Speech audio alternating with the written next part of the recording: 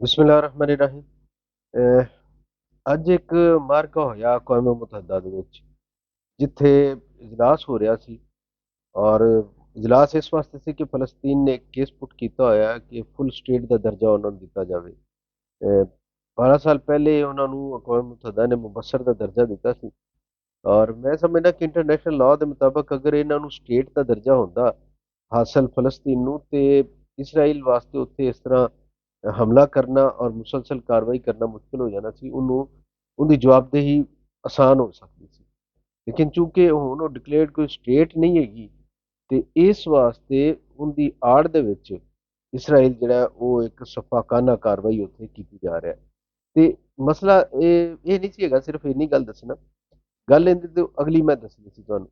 ਔਰ ਉਹ ਗੱਲ ਇਹ ਵੇ ਕਿ ਸਭ ਤੋਂ ਪਹਿਲੇ ਜਿਹੜੀ ਉੱਥੇ ਜਿਹੜਾ ਇਸਰਾਈਲ ਦਾ ਸਫੀਰ ਹੈਗਾ ਸੀ ਅਕਵਾਮ ਮੁਤਹਦਾ ਦੇ ਵਿੱਚ, ਉਹਨੇ ਤਕਰੀਰ ਕੀਤੀ। ਔਰ ਉਹਦੀ ਤਕਰੀਰ ਦੇ ਵਿੱਚ ਇੱਕ ਟਿਲਟ ਨਜ਼ਰ ਆਇਆ ਕਿ ਉਹ ਚਾਹੁੰਦਾ ਹੈ ਕਿ ਇਹ ਜਿਹੜਾ ਤਨਾਜ਼ਾ ਗਜ਼ਾ ਦੇ ਔਰ ਗਜ਼ਾ ਦੇ ਲੋਕਾਂ ਦੇ ਔਰ ਇਹਦੇ ਇਸਰਾਈਲ ਦੇ ਹਵਾਲੇ ਨਾਲ ਹੈਗਾ ਵੇ, ਇਹਨੂੰ ਇਜ਼ਰਾਈਲ ਈਰਾਨ ਤਨਾਜ਼ੇ ਦਾ ਰੁਖ ਦਿੱਤਾ ਜਾਵੇ। ਕਿਉਂਕਿ ਉਹ ਇਸਰਾਈਲ ਨੂੰ ਸਮਝ ਲੱਗਣੀ ਸ਼ੁਰੂ ਹੋ ਗਈ ਕਿ ਦੁਨੀਆ ਮਜ਼ਲੂਮ ਸਮਝ ਕੇ ਫਲਸਤੀਨੀਆਂ ਦਾ ਸਾਥ ਦੇ ਰਹੀ ਹੈ, ਨਿਹੱਤੇ ਸਮਝ ਕੇ ਸਾਥ ਦੇ ਰਹੀ। ਤੇ ਇਹਦੇ ਮੁਕਾਬਲੇ 'ਚ ਕੋਈ ਐਸੀ ਕੂਵਤ ਖੜੀ ਕੀਤੀ ਜਾਵੇ ਜਿੰਦੇ ਹਵਾਲੇ ਨਾਲ ਦੁਨੀਆ ਨੂੰ ਪਹਿਲੇ ਹੀ ਕੋਈ ਸ਼ਦੀਦ ਤਹਫੁਜ਼ਾਤ ਨੇ। ਔਰ ਉਹ ਕਹੇਗੇ ਕਿ ਮਸ਼ਰਕ ਵਸਤਾ 'ਚ ਉਹਦੀ ਪ੍ਰੋਕਸੀਜ਼ ਹੈਗੀਆਂ ਨੇ, ਤੇ ਇੱਥੇ ਵੀ ਉਹੀ ਕਰ ਰਹੀ ਗੜਬੜ ਸਾਰੀ ਇਸਰਾਈਲ ਵਾਸਤੇ। ਉਹ ਇਹਨੂੰ ਇੱਕ ਟਿਲਟ ਦੇਣਾ ਚਾਹ ਰਿਹਾ। ਤੇ ਉੱਥੇ ਇਜ਼ਰਾਈਲੀ ਸਫੀਰ ਨੇ ਕਿਹਾ ਕਿ ਇਹ ਜਿਹੜੇ ਸੁਡਾਨ ਦੇ ਵਿੱਚ ਪਿਛਲੇ ਕਾਫੀ ਅਰਸੇ ਤੋਂ ਮਾਮਲਾ ਖਰਾਬ ਨੇ ਔਰ ਬਹੁਤ ਵੱਡੀ ਤਾਦਾਦ 'ਚ ਲੋਕ ਮਰੇ ਨੇ, ਲੇਕਿਨ ਯੂਐਨਓ ਦੀ ਜਿਹੜੀ ਸਿਕਿਉਰਿਟੀ ਕੌਂਸਲ ਹੈ ਉਹਨੇ ਕੋਈ ਉਹਦੇ ਉੱਤੇ ਇਜਲਾਸ ਨਹੀਂ ਬੁਲਾਇਆ। ਔਰ ਇਹਦੇ ਉੱਤੇ ਪਿਛਲੇ 6 ਮਹੀਨੇ ਦੇ ਵਿੱਚ ਗਜ਼ਾ ਦੇ ਮਾਮਲੇ ਦੇ ਉੱਤੇ 4 ਦਫਾ ਸਿਕਿਉਰਿਟੀ ਕੌਂਸਲ ਦਾ ਇਜਲਾਸ ਆ ਚੁੱਕਿਆ। ਤੇ ਉਹਨੇ ਕਿਹਾ ਕਿ ਇਹ ਜਿਹੜਾ ਇਮਤਿਆਜ਼ੀ ਸਲੂਕ ਹੈ ਇਸਰਾਈਲ ਨਾਲ, ਔਰ ਇਹ ਇਸਰਾਈਲ ਨੂੰ ਇੱਕ ਦੁਨੀਆ ਦੇ ਵਿੱਚ ਬਦਨਾਮ ਕਰਨ ਦੀ ਕੋਸ਼ਿਸ਼ ਹੈ। ਫਿਰ ਉਹਨੇ ਕਿਹਾ ਕਿ ਇਹਦਾ ਮਤਲਬ ਇਹ ਵੀ ਸਿਕਿਉਰਿਟੀ ਕੌਂਸਲ ਦੇ ਬਾਰ-ਬਾਰ ਜਦੋਂ ਤੁਸੀਂ ਇਜਲਾਸ ਬੁਲਾਉਂਦੇ ਜੇ, ਤੇ ਮਤਲਬ ਇਹ ਵੀ ਕਿ ਜਿਹੜੇ ਦਹਿਸ਼ਤਗਰਦ ਨੇ ਉਹਨਾਂ ਨੂੰ ਦੁਨੀਆ ਸਪੋਰਟ ਕਰ ਰਹੀ, ਜਾਂ ਇਹ ਇਜਲਾਸ ਬੁਲਾਉਣ ਵਾਲੇ ਲੋਕ ਜਿਹੜੇ ਨੇ ਉਹਨਾਂ ਨੂੰ ਸਪੋਰਟ ਕਰ ਰਹੇ। ਉਹਦਾ ਮਤਲਬ ਇਹਨੇ ਹਮਾਸ ਦੇ ਲੋਕਾਂ ਨੂੰ ਦਹਿਸ਼ਤਗਰਦ ਕਰਾਰ ਦੇ ਕੇ ਤੇ ਇਹ ਦੱਸਣਾ ਸੀ ਕਿ ਇਹ ਇਜਲਾਸ ਬੁਲਾ ਕੇ ਜਦੋਂ ਤੁਸੀਂ ਇਸਰਾਈਲ ਨੂੰ ਕਹਿੰਦੇ ਸੀ ਕਿ ਜੰਗ ਬੰਦ ਕਰੋ, ਤੇ ਦਰਅਸਲ ਤੁਸੀਂ ਦਹਿਸ਼ਤਗਰਦੀ ਦੇ ਕਨਸੈਪਟ ਨੂੰ ਔਰ ਉਹਦੇ ਨਾਲ ਜਿਹੜੇ ਮੁਲਵਸ ਲੋਕ ਨੇ ਉਹਨਾਂ ਦੀ ਹਮਾਇਤ ਕਰ ਰਹੇ ਜੀ। ਇਹ ਇਸਰਾਈਲੀ ਸਫੀਰ ਦਾ ਇਹ ਕਹਿਣਾ ਸੀ।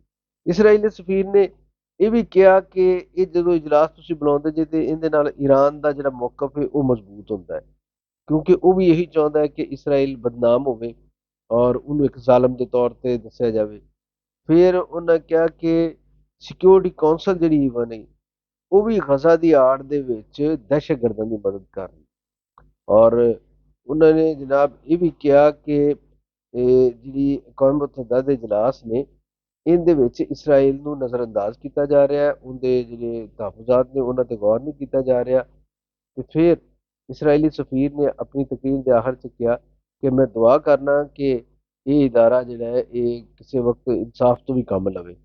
ਇਹ ਉਹਨੇ ਗੱਲਾਂ ਕੀਤੀਆਂ।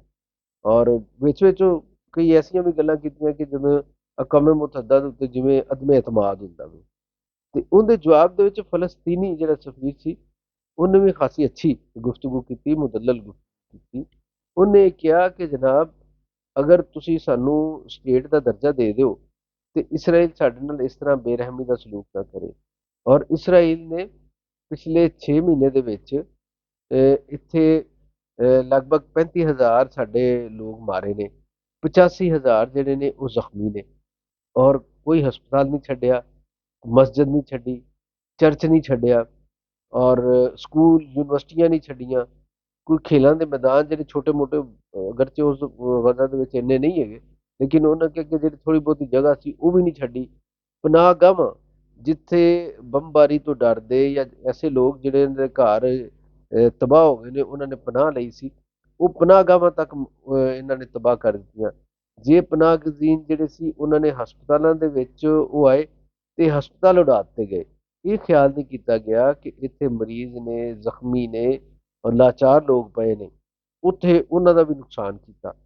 ਤੇ ਉਹਨਾਂ ਕਿਹਾ ਜੀ ਹੁਣ ਇਹ ਪਾਣੀ ਦੀ ਜਿਹੜੀ ਰਿਸੋਰਸਿਸ ਸਨ, ਉੱਥੇ ਜਿਹੜੇ એનર્ਜੀ ਦੇ ਰਿਸੋਰਸਿਸ ਸਨ ਉਹ ਵੀ ਤਬਾਹ ਕਰ ਦਿੱਤੇ ਗਏ। ਤੇ ਲੋਕ ਜਿਹੜੇ ਹੁਣ ਖੁੱਲੇ ਅਸਮਾਨ ਦੇ ਥੱਲੇ ਹੈਗੇ ਨੇ, ਉਹ ਦਿਲ ਕਰਦਾ ਜਦੋਂ ਮਰਜ਼ੀ ਇਸਰਾਈਲ ਆਉਂਦਾ ਹੈ, ਉਹਦੇ ਜਹਾਜ਼ ਬੰਬਾਰੀ ਕਰਦੇ ਨੇ, ਉਹਦੇ ਮਿਜ਼ਾਈਲ ਵੱਜਦੇ ਨੇ ਤੇ ਉਹਨਾਂ ਨੂੰ ਮਾਰੀ ਜਾ ਰਿਹਾ।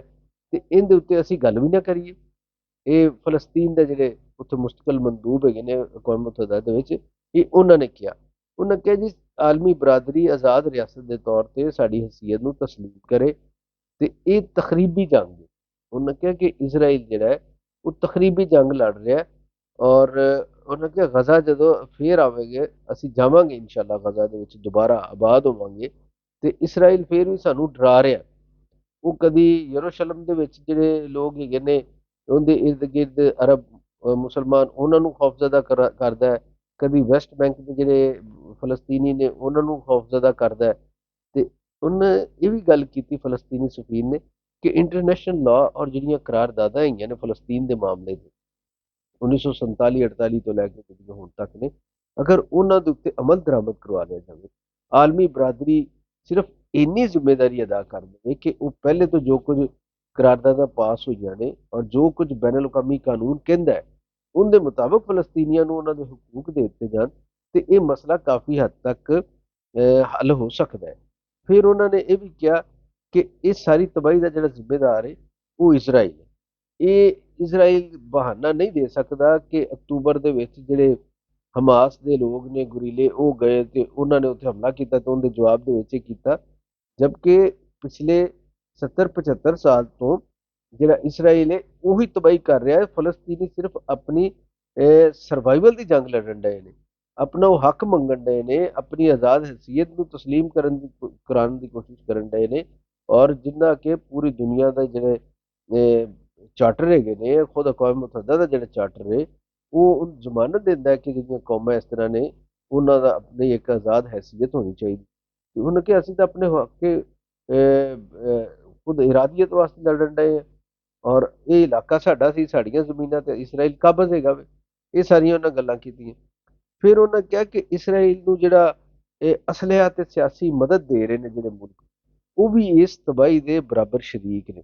ਜ਼ਾਹਿਰ ਹੈ ਜਿਹੜੇ ਯੂਰਪੀ ਤਾਕਤਾਂ ਨੇ, ਜਿਹੜਾ ਅਮਰੀਕਾ ਵੇ, ਉਹ ਅਸਲਾ ਵੀ ਦੇ ਰਹੇ ਨੇ ਤੇ ਉਹਦੀ ਸਪੋਰਟ ਵੀ ਕਰਦੇ ਨੇ। ਜਦੋਂ ਕੋਈ ਕਰਾਰਦਾਦ ਇਹਦੇ 'ਚ ਅਕਵਾਮ ਮੁਤਹਦਾ ਦੀ ਸਿਕਿਉਰਿਟੀ ਕੌਂਸਲ 'ਚ ਪੇਸ਼ ਹੁੰਦੀ ਤੇ ਇਹ ਮੁਲਕ ਜਿਹੜੇ ਉਹਦੇ ਖਿਲਾਫ ਚਲੇ ਜਾਂਦੇ ਨੇ।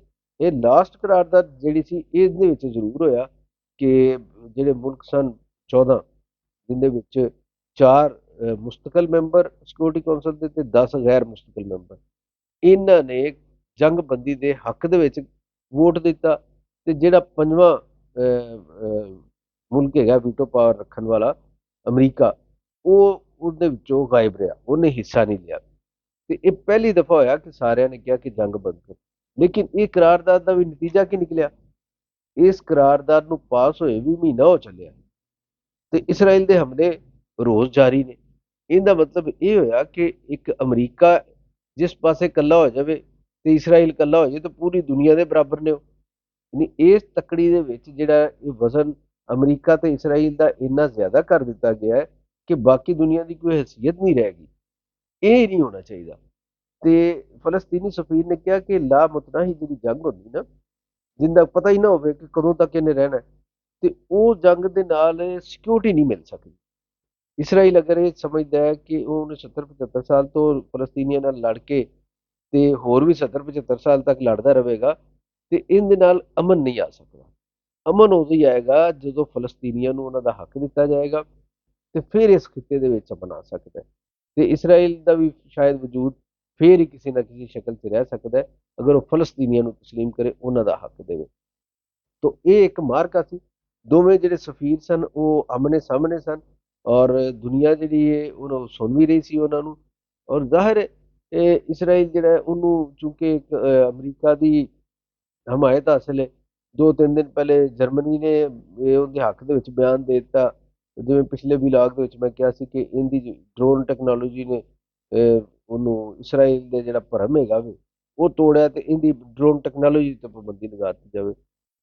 ਵੀ ਇਹਨਾਂ ਨੂੰ ਕੁਝ ਸਮਝਾਵੇ ਕਿ ਐਸੀ ਗੱਲ ਕਿਉਂ ਹੁੰਦੀ ਹੈ ਜਿਹੜੀ ਦੁਨੀਆ ਵਾਸਤੇ ਇੱਕ ਤੁਹਾਡੀ ਤਾਕਤ ਔਰ ਹੈਸੀਅਤ ਦਾ ਤਮਾਸ਼ਾ ਬਣ ਜਾਵੇ। ਮਤਲਬ ਉਹਨੇ ਜਿਹੜੇ ਡਰੋਨ ਚਲਾਏ ਨੇ ਉਹ ਇੱਕ ਖਿਡੌਣਿਆਂ ਵਰਗੇ ਡਰੋਨ ਨੇ। ਤੇ ਤੁਸੀਂ ਜਿਹੜੇ ਡਰੋਨ ਤੇ ਜਿਹੜੇ ਬੰਮ ਔਰ ਜਿਹੜੇ ਮਿਜ਼ਾਈਲ ਇਸਤੇਮਾਲ ਕਰ ਰਹੇ ਜੇ, ਜਿਹੜੇ ਤਿਆਰੇ ਇਸਤੇਮਾਲ ਕਰ ਰਹੇ ਜੇ ਫਲਸਤੀਨੀਆਂ ਨੂੰ ਮਾਰਨ ਵਾਸਤੇ, ਉਹ ਟੈਕਨੋਲੋਜੀ ਵੇਖੋ। ਔਰ ਉਹਦੇ ਨਤੀਜੇ, ਇਸਤੇਮਾਲ ਦੇ ਨਤੀਜੇ ਵਿੱਚ ਤਬਾਹੀ ਵੇਖੋ ਕਿੰਨੀ। ਈਰਾਨ ਨੇ ਜਿਹੜੇ ਇਸਤੇਮਾਲ ਕੀਤੇ ਡਰੋਨ, ਉਹਨਾਂ ਨੇ ਤਾਂ ਕੁਝ ਵੀ ਨਹੀਂ ਕਿਸੇ ਦੀ ਜਾਨ ਲਈ। ਉਹ ਤਾਂ ਇੱਕ ਅਲਾਮਤੀ ਹੈਸੀਅਤ ਸੀ ਹਮਲੇ ਦੀ। ਸੋ ਇਹ ਗੱਲ ਹੈ ਕਿ ਇਹ ਜਿਹੜੀ ਦੁਨੀਆ ਕਹਿੰਦੇ ਨੇ, ਅਸੀਂ ਕਹਿੰਦੇ ਕਿ ਤਾਕਤਵਰ ਹੈ, ਤਰੱਕੀ ਯਾਫਤਾ ਵੇ, ਇੰਡਸਟਰੀਅਲਿਸਟ ਵਰਲਡ ਹੈਗੀ ਹੈ, ਔਰ ਇਹ ਬੜੇ ਮਹੱਜ਼ਬ ਨੇ। ਉਹ ਆਪਣੇ ਆਪ ਨੂੰ ਕਹਿੰਦੇ ਵੀ ਨੇ ਸਿਵਲਾਈਜ਼ਡ। ਉਹ ਸਾਡੇ ਜਿਹੜੇ ਕਾਨੂੰਨ ਹੈਗੇ ਨੇ ਨਾ, ਉਹਨਾਂ ਨੂੰ ਕੋਈ ਹੈਸੀਅਤ ਨਹੀਂ ਦਿੰਦੇ, ਔਰ ਆਪਣੇ ਕਾਨੂੰਨ ਨੂੰ ਉਹ ਬੈਨ ਅਲ-ਅਕਾਮੀ ਕਾਨੂੰਨ ਦਾ ਮਿੰਬਾ ਕਹਿੰਦੇ ਨੇ। ਤੇ ਇਹਨਾਂ ਨੂੰ ਸੋਚਣਾ ਚਾਹੀਦਾ ਹੈ ਕਿ ਦੁਨੀਆ ਇਸ ਤਰ੍ਹਾਂ ਨਹੀਂ ਚੱਲਣੀ। ਤੇ ਇਸਰਾਈਲ ਦਾ ਵੀ ਖਾਸ ਤੌਰ ਤੇ, ਉਹ ਕੌਮ ਮੁਤਹਦਾ ਤੋਂ ਉਹਨੂੰ ਸ਼ਿਕਾਇਤ ਪੈਦਾ ਹੋਈ ਹੈ। ਉਸ ਤੋਂ ਪਹਿਲੇ ਅਮਰੀਕਾ ਦੀ ਵੀ ਜਦੋਂ ਮਰਜ਼ੀ ਨਹੀਂ ਮੰਨੀ ਜਾਂਦੀ ਤੇ ਉਹ ਵੀ ਕਹਿੰਦਾ ਕੌਮ ਮੁਤਹਦਾ ਬੁਰਾ ਕਰ ਰਿਹਾ। ਤੇ ਨਾਲੇ ਰੌਲਾ ਵੀ ਪਾਈ ਜਾਂਦੇ ਨੇ, ਨਾਲੇ ਮਾਰੀ ਵੀ ਜਾਂਦੇ ਨੇ ਗਰੀਬਾਂ ਨੂੰ। ਤੇ ਦੁਨੀਆ ਦੇ ਵਿੱਚ ਜਨਾਬ ਜ਼ੁਲਮ ਦੇ ਨਾਲ ਤਾਂ ਅਮਨ ਕਾਇਮ ਨਹੀਂ ਹੁੰਦਾ।